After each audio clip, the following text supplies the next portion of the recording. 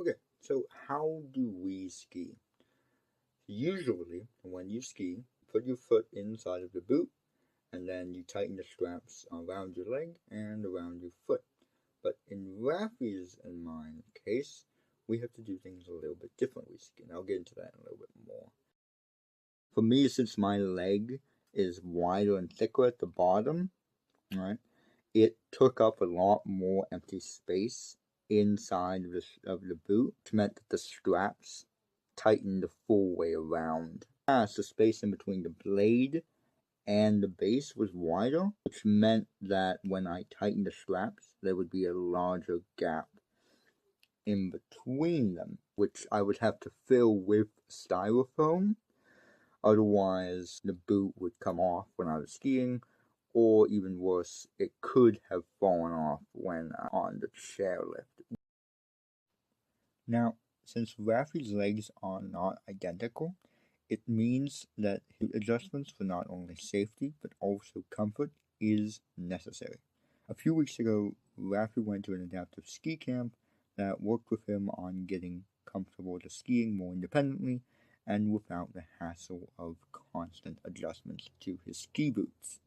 Okay, so when they were packing Raffi's leg with styrofoam and duct tape, they did it because his leg could come out of the boot.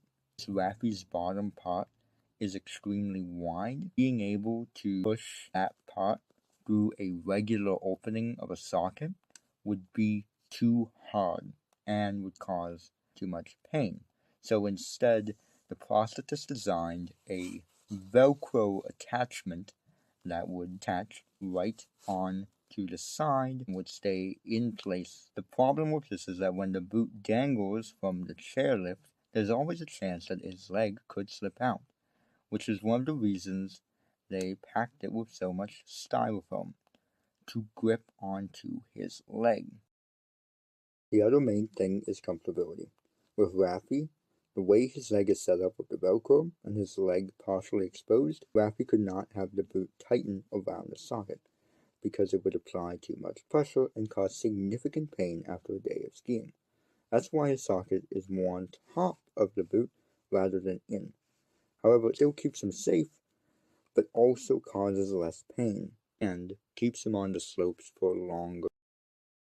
So, what are some alternatives to standing up while skiing? For me, I know of two major alternatives to standing up while skiing, or rather, you can use one to support you while standing up. So, the first one is sit skis.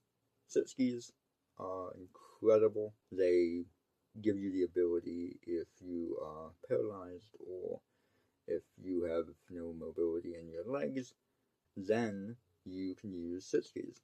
Sit skis, you sit in a chair, you're on top of some skis, and you can either be tethered by someone behind you, or you can use outriggers to help make turns while going down slopes. That leads me into my next one, outriggers. Now, outriggers you can use in sit skis, or you can use while standing up.